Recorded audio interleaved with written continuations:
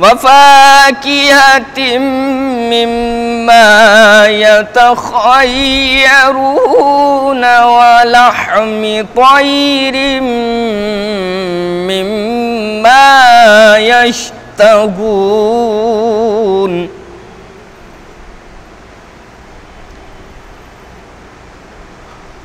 वहूरुन ईनुन कअम्सालिल लुअ्लुइल मकनून जज़ाअन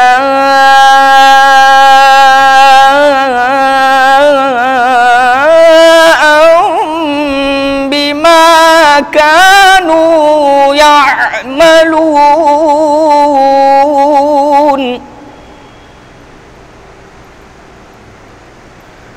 ला यस्मऊन फ़ीहा लग़वन वला तअसीमा इल्ला क़ीलन सलामन सलामा। सदक़ल्लाहुल अलीयुल अज़ीम। अल्लाहुम्मा सल्लि अला मुहम्मद व आलि मुहम्मद। औज़ु बिल्लाहि मिनश शैतानिर रजीम। बिस्मिल्लाहिर रहमानिर रहीम। अल्हम्दुलिल्लाहिल्लज़ी हदाना लितमस्सुके बिस्सक़लैन वजअल लनल क़ुरआन क़ुर्रता ऐन रब्बुल मशरिक़ैनि वल मग़रिबैन वस्सलातु वस्सलामु अला मौलाना व मौला सकलैन साहिबे क़ाब क़ौसैन जद्दिल हसन वल हुसैन अबिल क़ासिम मुहम्मद वालिहिल अत्यबीनल अतहरीनल मासूमीन। अम्मा बाद फ़क़द क़ाल अल्लाहु तबारक व तआला फ़ी किताबिहिल मुहकम व ख़िताबिहिल मुस्तहकम व क़ौलिहिल अहकम। बिस्मिल्लाहिर रहमानिर रहीम।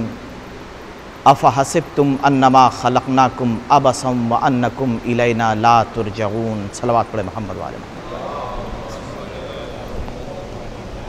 आप हज़रात से गुजारिश है कि एक मरतबा सूरह हमद और 3 मरतबा सूरह इख़लास की तिलावत फरमा के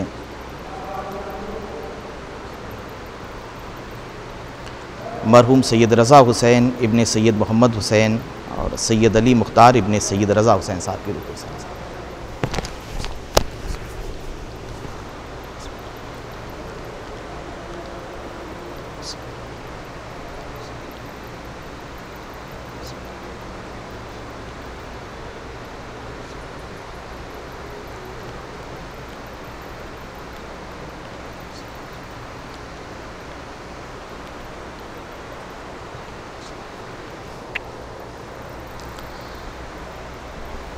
सामीन मोहतरम,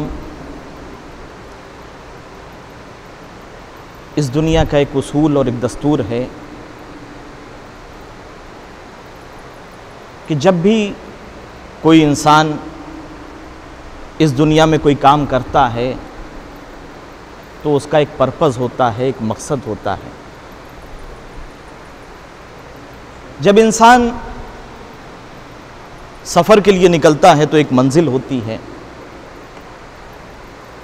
उसूल ये है कि दुनिया का कोई भी अक्लमंद इंसान जब इस दुनिया में कोई भी काम करे तो एक टारगेट हो, एक हदफ हो, एक मकसद हो, एक पर्पज़ हो।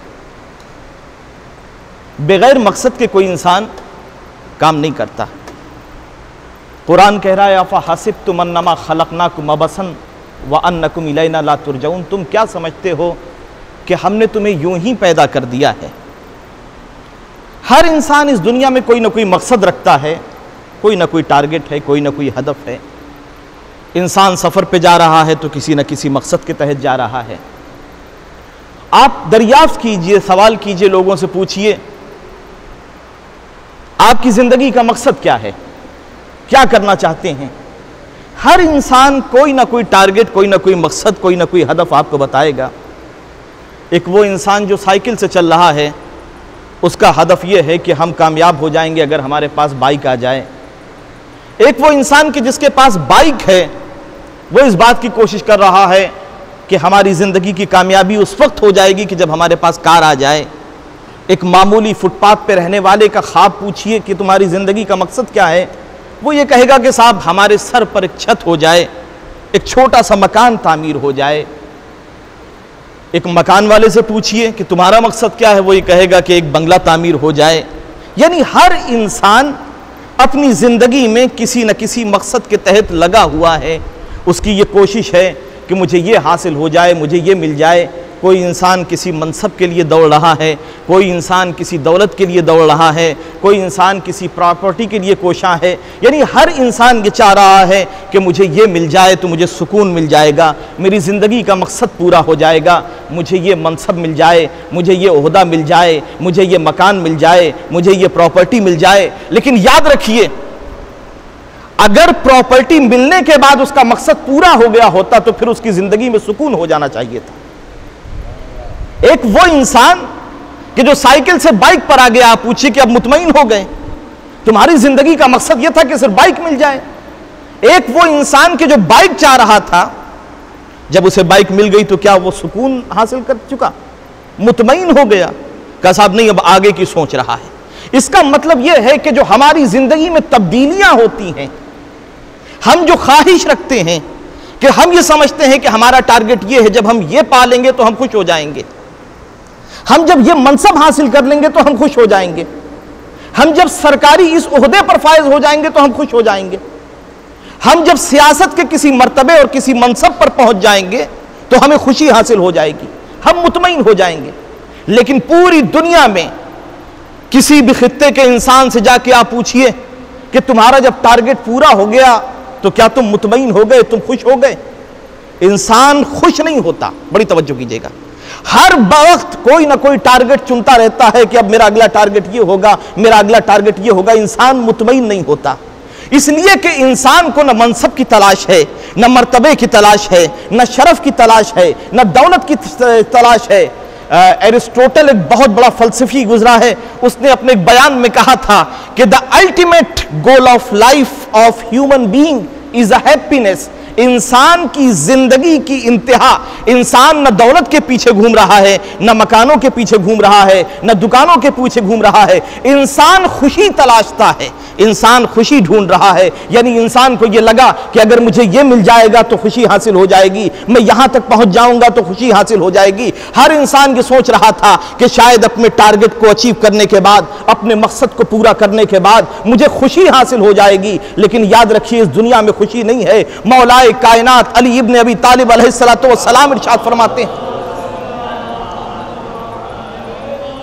कि कफा बिल कनात मुल्कन, अगर सुकून चाहते हो, इत्मीनान नहीं है। हर इंसान अपना कोई ना कोई टारगेट, कोई ना कोई मकसद लेके बैठा हुआ है कि ये पूरा हो जाएगा तो मैं कामयाब हो जाऊंगा। लेकिन मौला फरमाते हैं कि अगर हाकिम बनना चाहते हो, अगर दुनिया में सुकून हासिल करना चाहते हो, तो याद रखना, कनात एक ऐसी ममलिकत है, कनात एक ऐसा मुल्क है कि जिसके सामने बड़े बड़े मुल्क कुछ हवा हो जाते हैं। यानी इंसान के अंदर अगर कनात आ जाए, ऐ परवरदिगार जो तूने मुझे दिया है, तो हमें किस मकसद के तहत पैदा किया है, ये छोटे मोटे मकासद हमारी जिंदगी पर कोई असर नहीं डालना चाहिए कि इंसान ये सोचे कि ये हमारा मकसद पूरा हो जाए। परवरदिगार किस मकसद के तहत पैदा किया है? कुरान कह रहा, अफा हसिब्तुम अन्नमा खलकनाकुम अबसा, तुम क्या समझते हो कि हमने तुम्हें पर्पसलेस पैदा किया है, तुम्हारा कोई मकसद नहीं है, तुम्हें एक मकसद के तहत पैदा किया है। दुनिया के जितने मज़ाहिब हैं उन्होंने हमें यह तो बताया कि जिंदगी जीना कैसे है। बड़ी तवज्जो कीजिएगा, जिंदगी कैसे जियो, जिंदगी को एंजॉय कैसे करो। ये ना देखो कि जिंदगी कितनी है, ये ना देखो कि हर लम्हे में, ये ना देखो कि जिंदगी कितनी है, ये देखो कि हर लम्हे में जिंदगी कितनी है। ये ना देखो कि कितनी मुद्दत के लिए तुम जी रहे हो, ये देखो कि हर लम्हे में तुम कितना जी सकते हो। यानी अगर तुम्हें दुनिया में भेजा गया है तो एंजॉय करो, और यहां के बाद कहीं वापस जाने का ख्याल छोड़ दो। इसका कोई मकसद नहीं है, तुम्हें किसी पर्पस के तहत पैदा नहीं किया, तुम्हें किसी टारगेट के तहत पैदा नहीं किया गया है। मैं कहूंगा परवरदिगार, अच्छा आज आप दुनिया के किसी भी इंसान से पूछिए कि ठीक है, अगर हमारा पैदा होने का कोई मकसद नहीं है, इंसान अगर अपनी बॉडी के अंदर देखे, अपने जिस्म के अंदर देखे, आप मेडिकल साइंस से जाके पूछिए, आपके बदन में 5 मेजर ऑर्गन्स हैं, वाइटल ऑर्गन्स। अगर इनमें से कोई एक काम करना बंद कर दे तो जिंदगी मुहाल हो जाती है। अगर आपका ब्रेन डेड हो जाए तो आप जिंदा नहीं रह सकते। अगर आपका हार्ट फेल हो जाए तो आप जिंदा नहीं रह सकते। अगर आपकी किडनी वर्क करना बंद कर दे तो जिंदगी मुहाल हो जाएगी। अगर लंग्स काम करना बंद कर दें तो इंसान फिर सांसों के लिए इधर उधर भागता हुआ फिरता है। तो पता यह चला, मैं डॉक्टर के पास गया, डॉक्टर ने चेकअप किया, कहा साहब आपकी किडनी काम नहीं कर रही है, बेकार हो गई। मैंने कहा बेकार हो गई क्या मतलब, खराब हो गई? जिस्म के तो अंदर का खराब हो गई का मकसद यह है कि जिस मकसद के लिए पैदा की गई थी वो मकसद अदा नहीं कर रही है। बड़ी तवज्जो कीजिएगा। कहने लगे साहब लीवर काम नहीं कर रहा है, बेकार हो गया है। हमने कहा बेकार हो गया क्या मतलब? कहने लगे बेकार हो गया का मतलब यह है कि जिस मकसद के तहत पैदा किया गया था, अगर वो अपना मकसद, अपना टारगेट अचीव नहीं कर रहा है, पूरा नहीं कर रहा है, तो वो बेकार है। हमने कहा बिल्कुल उसी तरीके से जो परवरदिगार आलम ने हमारे जिस्म में 5 आज़ा रखे हैं, उनका एक मकसद है। तो इंसान जरा होश के नाखून ले कि जिन आज़ा से हमें पैदा किया गया है, जो आज़ा हमारे बदन में अपनी एक हकीकत रखते हैं, जब वो अपना काम करना छोड़ दें तो वो बेमकसद हो जाते हैं। जब बेमकसद हो जाएं तो बेकार हो जाते हैं। और जब उन्हीं आज़ा का हयूला इंसान बना दिया गया तो क्या उसका कोई मकसद नहीं होगा? सलवात पढ़े मोहम्मद वाले मोहम्मद पर। हर इंसान इसलिए भेजा गया है ताकि वो मुतमईन हो। आबासन तुम्हें बेकार नहीं भेजा गया है, तुम्हारी जिंदगी का एक मकसद है। अगर तुम मकसद पूरा नहीं कर रहे हो, यह ना देखिए कि कितनी जिंदगी है, देखना यह पड़ेगा कि कितनी कामयाब जिंदगी है, जिंदगी किस तरीके से गुजारी।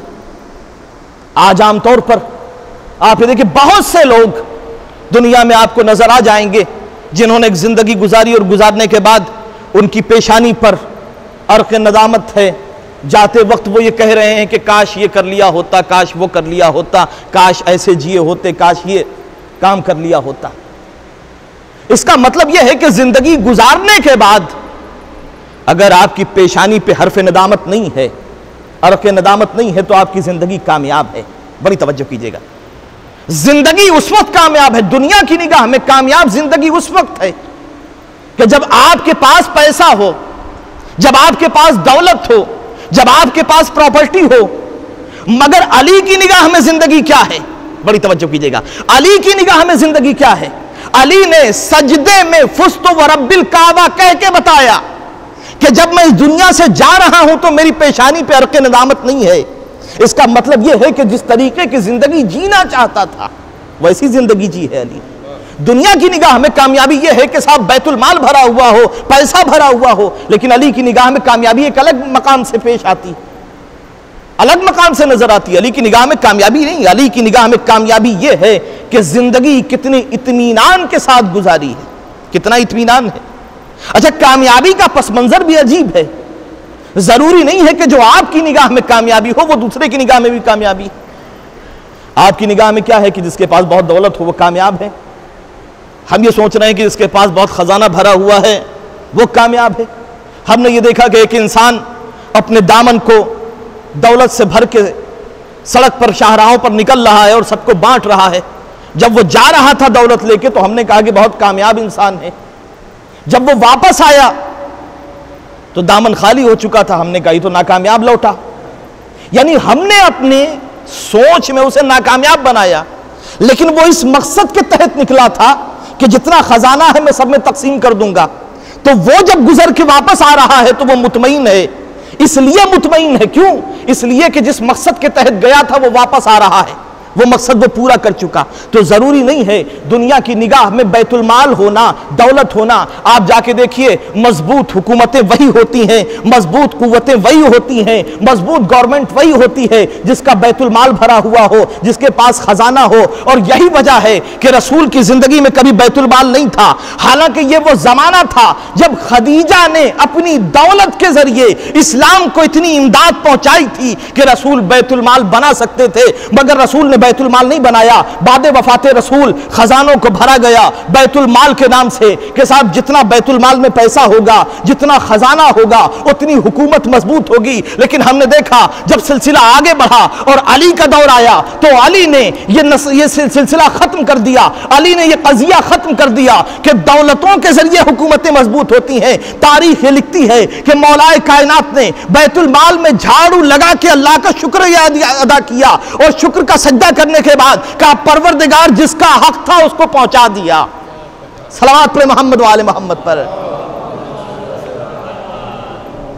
परवरदिगार ये अली इब्न अबी तालिब आज तेरा शुक्र अदा कर रहा है। दुनिया की निगाह में बड़ी कमजोर हुकूमत होना चाहिए थी कि जिसके पास पैसा नहीं है, मगर अली ने कहा कि दौलतों से कामयाबी हासिल नहीं की जाती, बल्कि दौलतों को हकदार तक पहुंचाने से कामयाबी जिंदगी में मिलती है। आप ये देखिए दुनिया का क्या उसूल है, जितना एडमिनिस्ट्रेशन मजबूत होगा, जितना एडमिनिस्ट्रेशन मजबूत होगा, जितनी पुलिस मजबूत होगी, जितना कानून मजबूत होगा, उतनी गवर्नमेंट मजबूत होगी। दुनिया का उसूल तो यही है ना। एडमिनिस्ट्रेशन जितना मजबूत होगा, पुलिस जितनी चाको चौबंद होगी, क्राइम रेट उतना घट जाएगा। लेकिन अली ने अजीब कुल्लिये पेश किए हैं, अजीब कज़िये पेश किए हैं। मौलाए कायनात ने आते ही बैतुल माल को खत्म किया। बड़ी तवज्जो, बैतुल माल में जो भी माल आएगा वो हकदारों तक पहुंचेगा।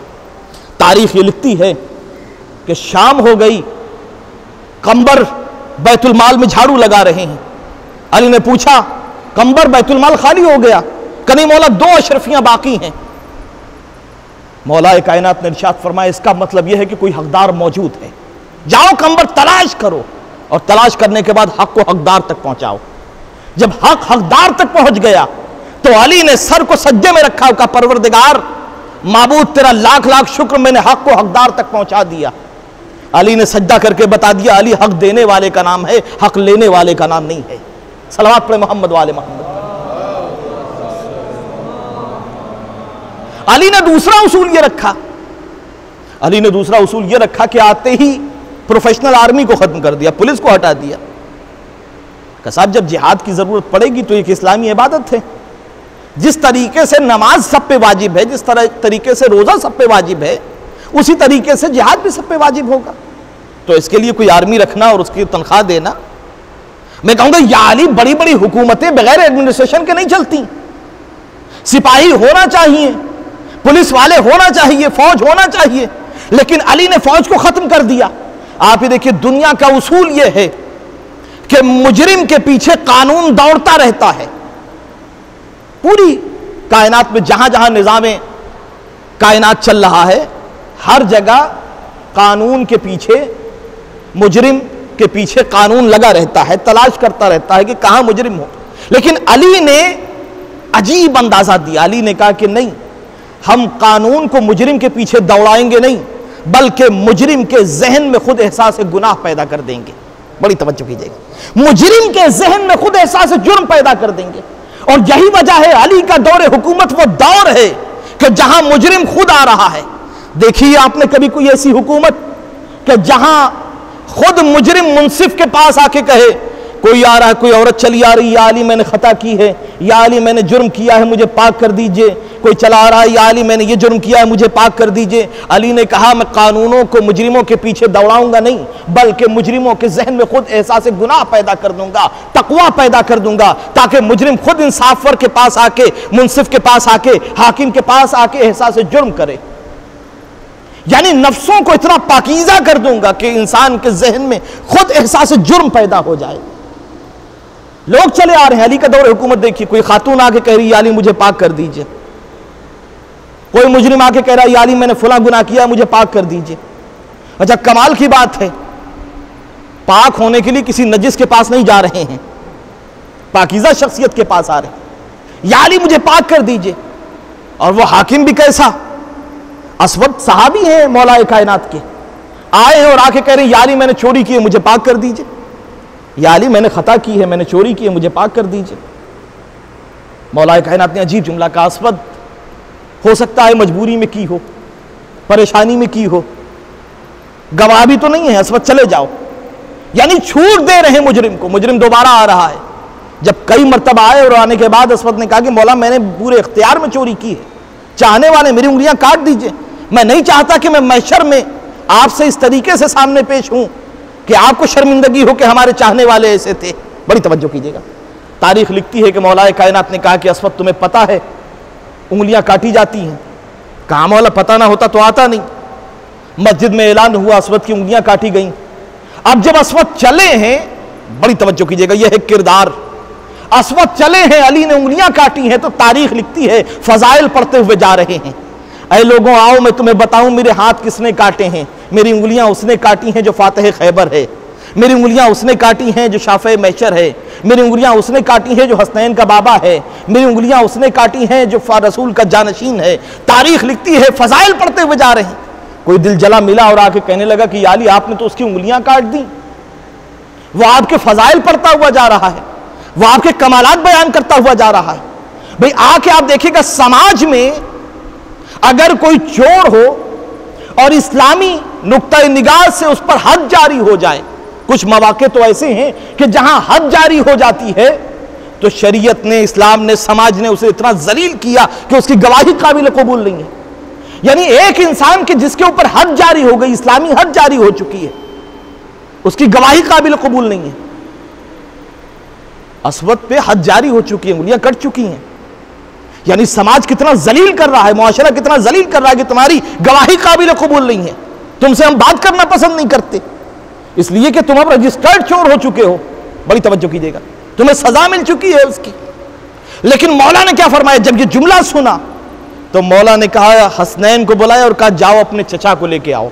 बड़ी तवज्जो कीजिएगा। अब समझे समाज जिसे जलील करता है, मोहब्बत अहले बैत किस मेयार पे पहुंचाती है। सलवात पे मोहम्मद वाले मोहम्मद पर। अब आए हैं अस्वद, वाकया आपका कई मरतबा को सुना होगा। मौला ने फरमाया कि अस्वद मेरी बुराई नहीं करता। कहा मौला इस जबान से आपकी मोहब्बत के अलावा कुछ निकल नहीं सकता, इस फजाइल के अलावा कुछ निकल नहीं सकता। अली ने उंगलियां मंगाई, अपनी अबा का दामन डाला, 2 रकत नमाज पढ़ी। तारीख के जुमले हैं कि अबा का दामन हटा तो उंगलियां जुड़ चुकी हैं। मैं कहूंगा या अली, या तो काटना नहीं चाहिए थी, और जब काट दी थी उंगलियां तो फिर जोड़ना नहीं चाहिए था। मुस्कुरा के अली कहेंगे वो शरीयत का तकाजा था, ये मोहब्बत का तकाजा है। सलवात पे मोहम्मद वाले मोहम्मद पर। तो दुनिया की निगाह में कामयाबी क्या है? दुनिया की निगाह में यह है कामयाबी कि दौलतें भरी हुई हों, यह है कामयाबी। लेकिन अली इरशाद फरमा रहे हैं, फुस्तो व रब्बिल काबा, इंसान ये न देखे कि कितनी जिंदगी है, ये देखे कि कितनी कामयाब जिंदगी गुजारी। अगर इंसान अपने आप से मुतमईन हो जाए, अपने अंदर इत्मीनान पैदा हो जाए, तो फिर घबराने की जरूरत नहीं है। इतना इत्मीनान होना चाहिए। क्या है, क्यों पैदा किया है, मकसद जिंदगी क्या है? अफा हसिब्तुम अन्नमा खलकनाकुम अबसन, तुम क्या समझते हो कि हमने तुम्हें बेकार पैदा कर दिया है? माबूद क्यों पैदा किया, किस लिए पैदा किया, क्यों भेजा इस दुनिया में? कोई मकसद, कोई टारगेट?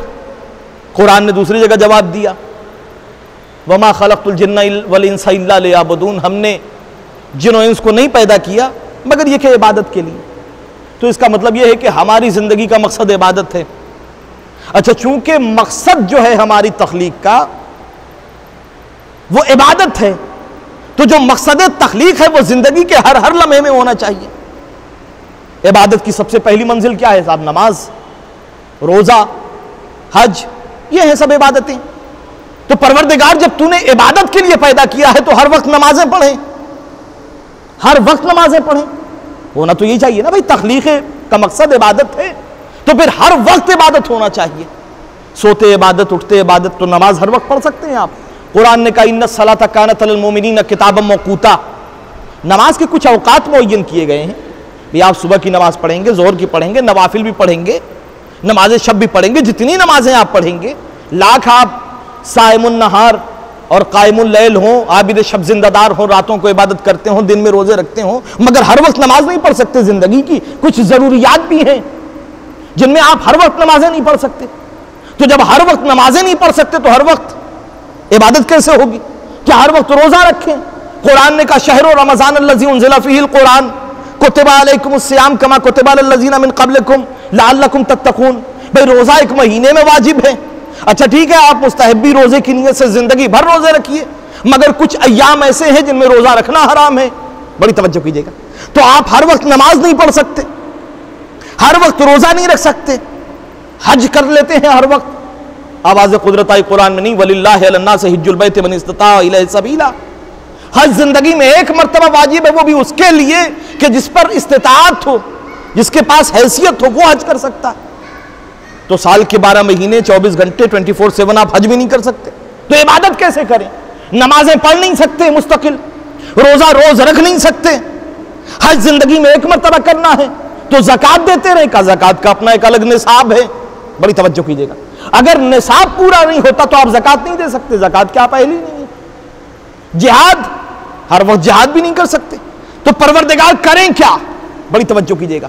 तो जिसके सीने पर कुरान नाजिल हुआ, आइए उसी से पूछे। तारीख ने लिखा कि रसूल की सीरत यह थी कि मिलने कोई भी आता था, जब अली बैठते थे तो बातें तो उससे करते थे, मगर चेहरा अली की तरफ देखते थे, बड़ी तवज्जो कीजिएगा, चेहरा अली का देखा करते थे। किसी ने जल के एतराज भी किया, या रसूल अल्लाह, बातें हमसे करते हैं, गुफ्तगू हमसे करते हैं, मगर चेहरा अली का देखते हैं। मुस्कुरा के रसूल ने कहा, नजर इला वजह अली इब्न अबी तालिब इबादा, अली के चेहरे की तरफ देखना इबादत है। किसी ने कहा, या रसूल अल्लाह, अरे ठीक है, आज अली मौजूद हैं, आज हम अली का चेहरा देख सकते हैं, उसके बाद अली का चेहरा देख सकते हैं, लेकिन अली के जाने के बाद हम क्या करेंगे? रसूल ने कहा, जिक्रो अली इबादा, अली का जिक्र इबादत है। किसी ने फिर बढ़ के कहा, अल्लाह के रसूल, अली का तस्करा, मुमकिन है कोई ऐसी हुकूमत आ जाए, कोई ऐसा कानून आ जाए जब अली का तस्करा नहीं किया जा सकता, तो हम क्या करेंगे? रसूल ने कहा, हुब्बो अली इबादा, अली की मोहब्बत दिल में रखे रहना, हर वक्त इबादत होती रहेगी। सलावत में मोहम्मद वाले मोहम्मद पर। तो हर वक्त इबादत करना है। इबादत का मकसद क्या है? वमा खलक़तुल जिन्न वल इंसा इल्ला लियअबुदून, हमने तुम्हें सिर्फ और सिर्फ इबादत के लिए पैदा किया। इबादत, हर वक्त नमाजें नहीं हो सकती, हर वक्त रोजा नहीं हो सकता, हर वक्त हज नहीं हो सकता, हर वक्त ज़कात नहीं अदा की जा सकती, तो इबादत कैसे करें? इबादत कहते किसे? इबादत निकला है अब्द से, अब्द निकला है उबूदियत से, बड़ी तवज्जो कीजिएगा, उबूदियत निकली है अब्द से। ऐन बेदाल, ये है माद्दा, रूट वर्ड जिससे निकला है, यानी बंदा। नमाजों का नाम इबादत नहीं है, रोजों का नाम इबादत नहीं है, और यह इबादत आपको हमेशा हमेशा करना है। वमा खलक़तुल जिन्ना वल इंसा इल्ला लियअबुदून, हमने आपकी तख्लीक, हमने तुम्हारी तख्लीक इबादत के लिए की, और यह इबादत कंटिन्यू रहेगी। कब तक? कुरान कह रहा, वाबुद रब्बका हत्ता यातियकल यकीन, यह इबादत तुम्हें उस वक्त तक करना है जब तक कि तुम्हें मौत ना आ जाए।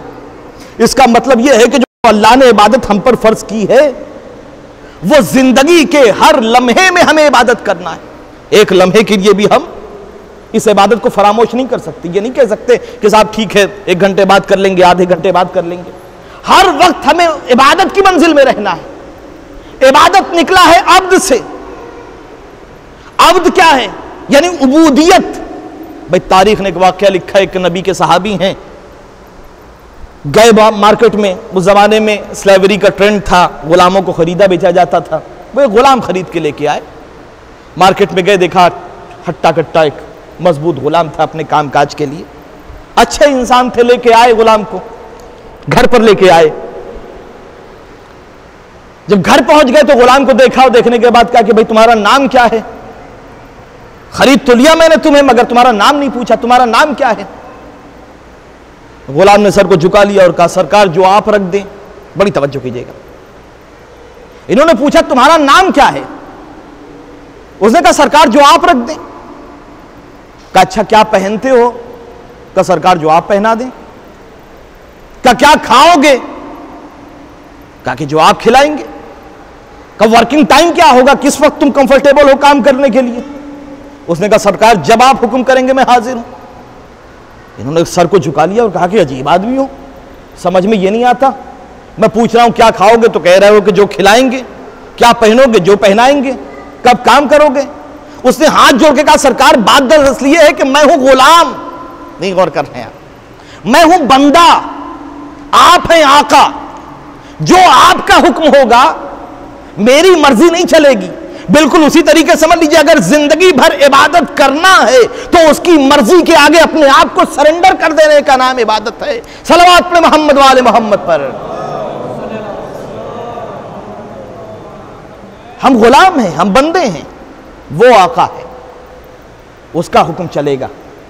जो वो कह दे, अपनी टोटल सबमिशन, पूरी तरीके से उसकी मर्जी के सामने अपने आप को सरेंडर कर देने का नाम इबादत है। फिर कोई एतराज नहीं होना चाहिए। उर्वा बिन ज़ैद एक बहुत बड़े सहाबी हैं। हमारे शिकायतें बहुत होती हैं कि साहब ये हमारे ही साथ क्यों हुआ, क्या हम ही मिले थे। अभी जो हादसात हुए हैं, अल्लाह मरहूमीन की हिफाजत फरमाए। कोई भी खानदान, कबीला, इलाका ऐसा नहीं है कि जिसने अपने मरहूमीन को नहीं खोया।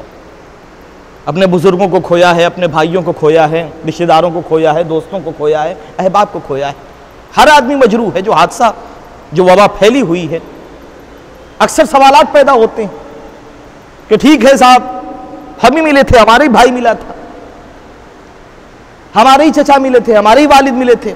बहुत से लोग हैं जिन्हें ये एतराज होते हैं, लेकिन उसकी मर्जी के आगे झुक जाने का नाम, सरेंडर कर देने का नाम इबादत है।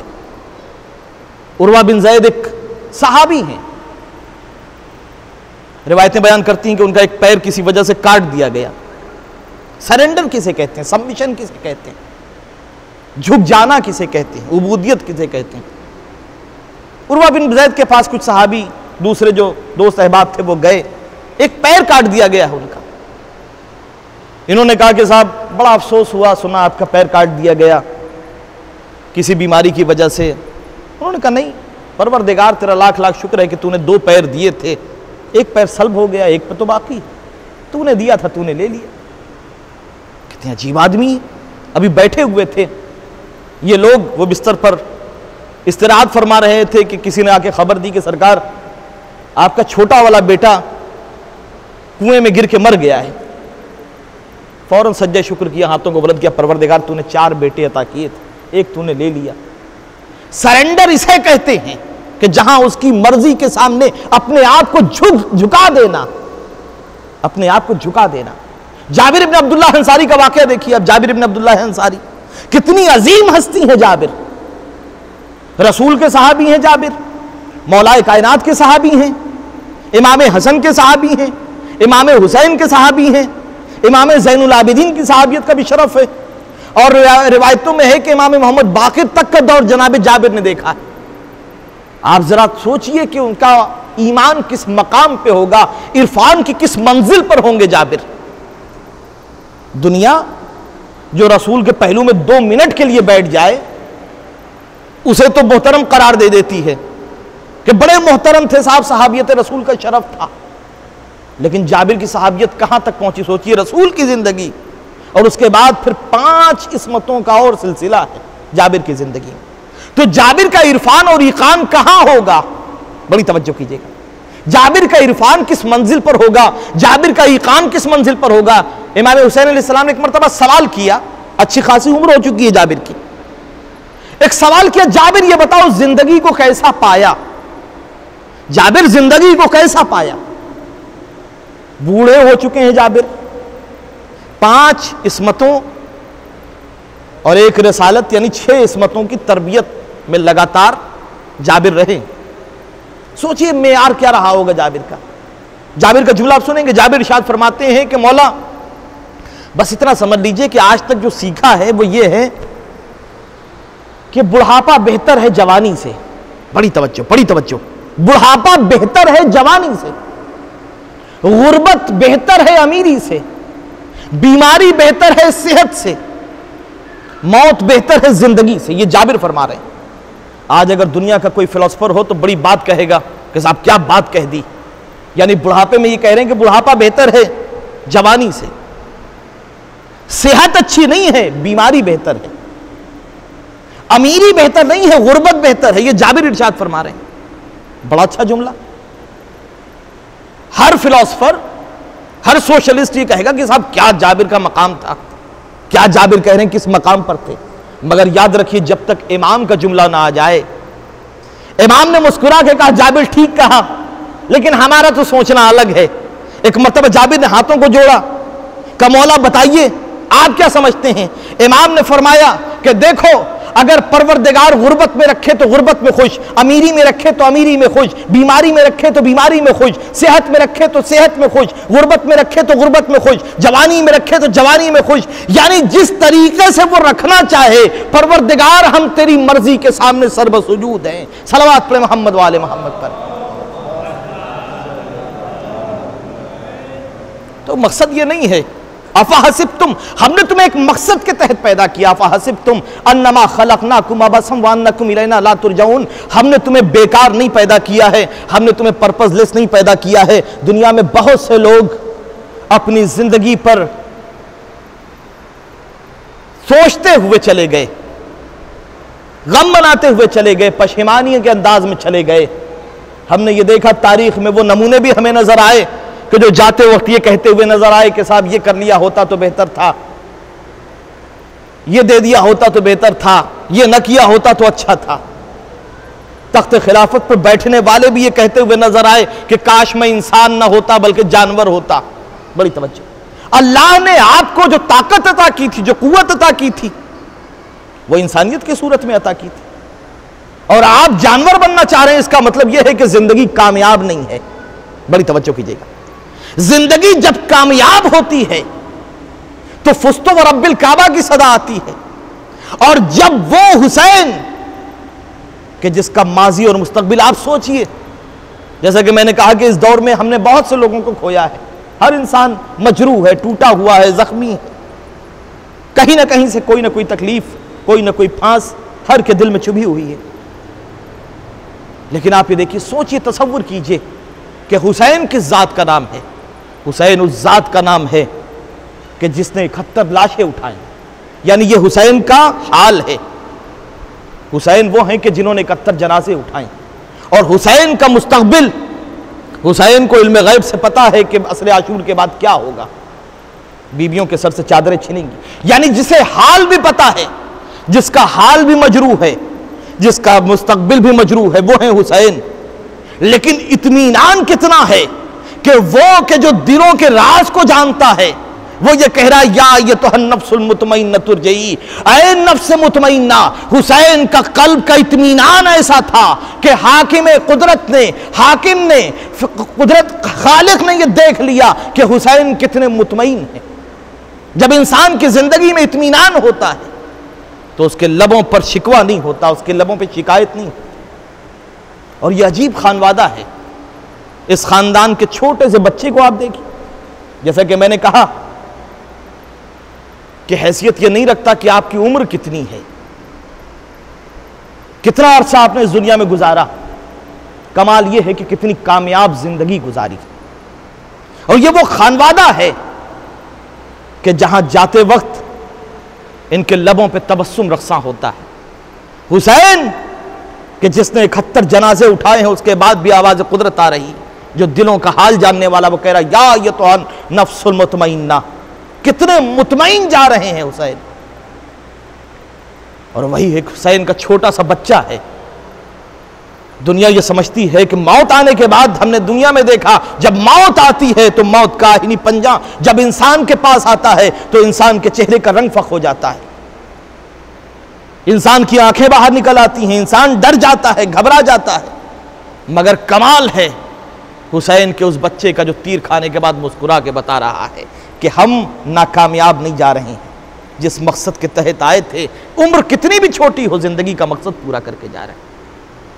अफहसिब्तुम अन्नमा खलकनाकुम अबसन, हमने तुम्हें बेकार नहीं पैदा किया है, तुम्हें एक पर्पस के तहत पैदा किया है। वो पर्पस ये है कि तुम जिंदगी ऐसी गुजारो कि जिस वक्त मलकुल मौत चेहरे पर ऐसा इत्मीनान हो, न कोई खौफ हो, न कोई खतर हो। हमने तुम्हें एक मकसद के तहत पैदा किया। हुसैन ने सब कुछ कुर्बान कर दिया, हर चीज कुर्बान कर दी, मगर इत्मीनान कितना है। अली अकबर का जनाजा उठाया है हुसैन ने, अब्बास के बाजू उठाए हैं, छोटे से बच्चे के गले पे तीर सरशोभा हुसैन ने अपनी आंखों से देखा है। करबला सिर्फ अल्फाज का मजमुआ नहीं है, करबला को समझने के लिए जज्बात चाहिए, एहसासात चाहिए। महसूस कीजिए वो 3 दिन का भूखा और प्यासा कि जो अपने शीरखार बच्चे को पानी ना पिला सके। कितने जख्मी होंगे हुसैन, मगर कितना इत्मीनान है कि हुसैन जब मैदान में आए हैं और इत्माम हुज्जत किया है हल मिन नासिरिल सुरना, तो तारीख ये लिखती है, दुनिया ये कहती है, मुअर्रिखीन ये लिखते हैं कि हमें ये लगता था कि अली अकबर का जनाजा उठाने के बाद हुसैन झुक जाएंगे, कासिम का जनाजा उठाने के बाद हुसैन थक जाएंगे और मोहम्मद के लाशें लाने के बाद हुसैन कमज़ोर पड़ जाएंगे। लेकिन रावी ये बयान करता है कि हर जनाजा उठाने के बाद जब हुसैन मैदान में नई ताकत के साथ आते थे, नई क़ुव्वत के साथ आते थे, तो दुनिया देखती थी कौन आ रहा है, हुसैन इब्ने अली आ रहे हैं, हुसैन इब्ने अली आ रहे हैं। ये 3 दिन का भूखा और प्यासा जो 71 जनाजे उठा चुका है, जिसमें गोद के पालों के जनाजे भी हैं, जब मैदान में आया है तो जिहाद वो किया है कि लोगों को अली का जिहाद याद आ गया है। अल हफीज़ अलमा की सदाएं बुलंद होने लगी, हुसैन हमें माफ़ कर दो, हुसैन हमें बख्श दो, हुसैन हमसे खता हो गई, हुसैन हमें ना मारो। तारीख लिखती जाती है और हुसैन कहते जाते हैं कि तुमने हमारे अली अकबर को मार दिया, तुमने हमारे कासिम को मार दिया, तुमने हमारे ओनो मोहम्मद को न छोड़ा, मैं तुम्हें कैसे छोड़ दूं। हुसैन तलवार चलाते जाते हैं और तलवार चलाते चलाते जब फुरात के किनारे पहुंचे हैं तो एक मर्तबा अब्बास की तरफ देखे, कहा भैया अब्बास, भाई की जंग देखी, 3 दिन के भूखे प्यासे की जंग देखी, आओ हुसैन की जंग देखो, आओ हुसैन को दादे शजाअत दो।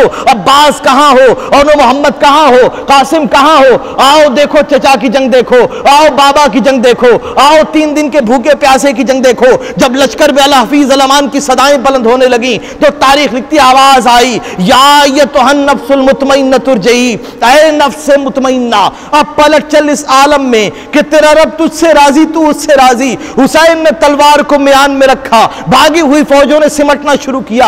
अब कोई नेज़े से हमला करता है, कोई पत्थर से हमला करता है। जहरा का लाल जीने फरस पे संभल न सका, जीने फरस से जमीन पर आया। तारीख लिखती है 1900 जख्म तने चाक चाक पर। एक मरतबा ज़ैनब ने देखा मेरा माजाया कहीं नजर नहीं आता, ज़ैनब ख़याम से बाहर निकली, अजीब मंजर देखा, खुदा किसी बहन को भाई का वो मंजर ना दिखाए। क्या देखा, हुसैन का सर सज्जे में है, शिमरे मलून का कुंद खंजर है, उंगली का इशारा हुआ, बहन ज़ैनब मेरी जिंदगी में ख़याम से बाहर ना आओ।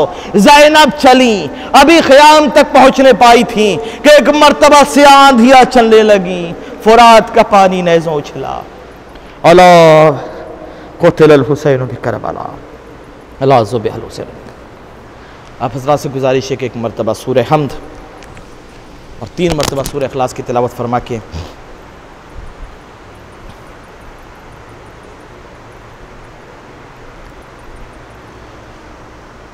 मरहुमा शफीक फ़ातिमा बिनते मोहम्मद बाक़िर साहब की रूह से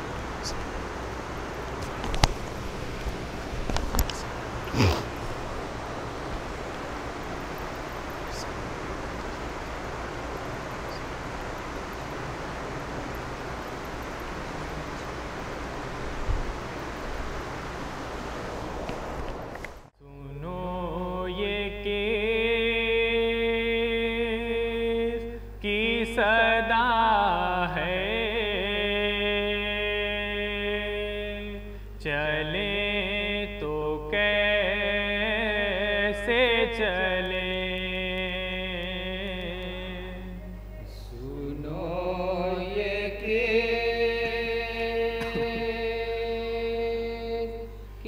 सदा है, चले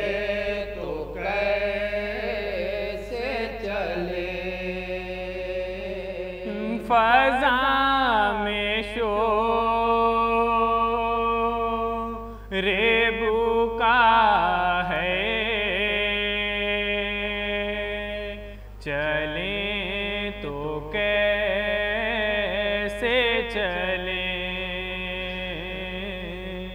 फ़ज़ा में शोरे बुका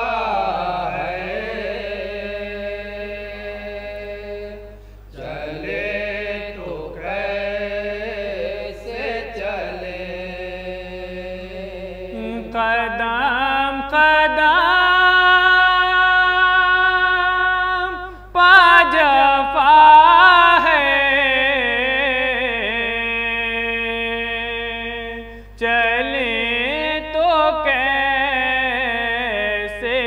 चले।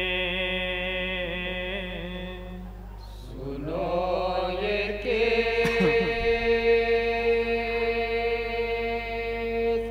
की सदा है,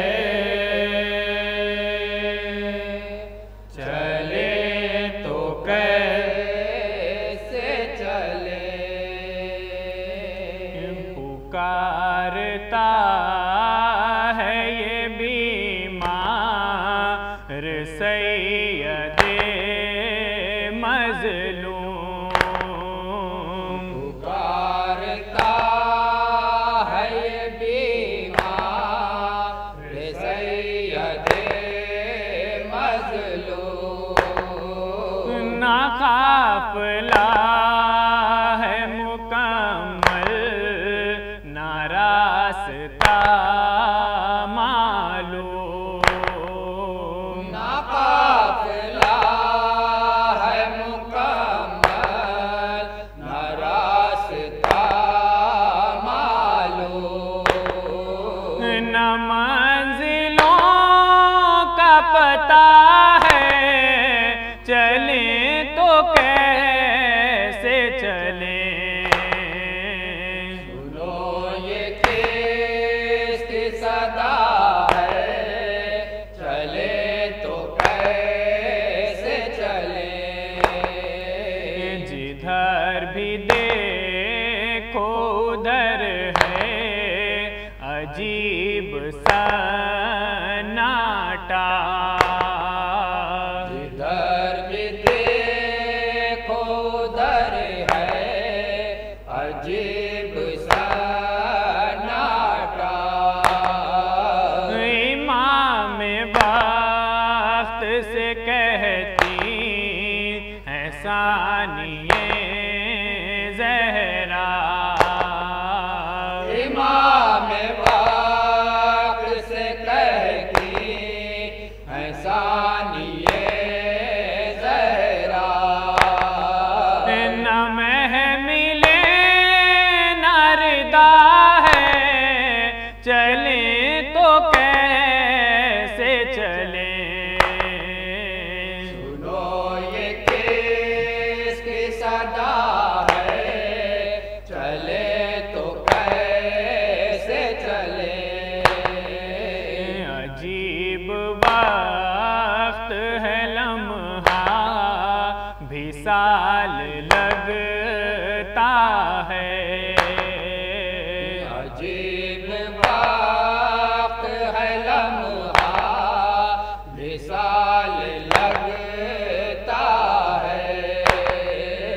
अब एक सांस का लेना मुहाल लगता है। अब एक सांस का लेना मुहाल लगता है। गले में तोक पड़ा है, चले तो कैसे चले। सुनो ये केस की सदा है, चले तो कैसे चले। पसे हुसैन ये कैसी बदल गई तस्वीर। बसे हुसैन ये कैसी बदल गई तस्वीर। गले में तोक़ गरा है तो पाँव में जंजीर। गले में तोक़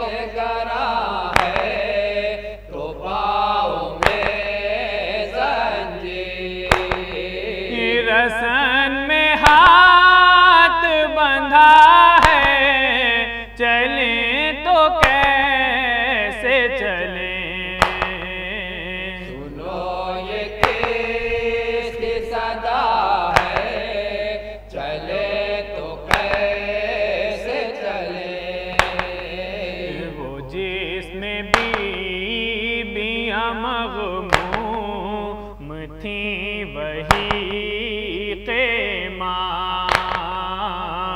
जिसमें बीबियाँ मग़मूम थी वही ख़ैमा। वो जिसमें ज़ैनब कुलसूम थी वही क़ैमा। वो जिसमें ज़ैनब कुलसूम थी वही ख़ैमा। अभी अभी तो जला है, चलें तो कैसे चलें। सुनो ये किसकी सदा है, चले तो कैसे चले। सितम है कांटो पे बच्चे चलाए जाते हैं। सितम है कांटों पर बच्चे चलाए जाते हैं। हर एक गाम पदोरे लगाए जाते हैं। हर एक गाम पदोरे लगाए जाते हैं। ज़माना हमसे खफा है, चलें तो कैसे चलें। सुनो ये किसकी सदा है, चले तो कैसे चले। तमाम कर दो तुम अपना यहीं बयां काज़ेम। तमाम कर दो तुम अपना यहीं बयां काज़ेम। थका हुआ है असीरों का कारवां काज़ेम। थका हुआ है असीरों का कारवां काज़ेम। दिलों में दर्द भरा है, चलें तो कैसे चलें। सुनो ये किसकी सदा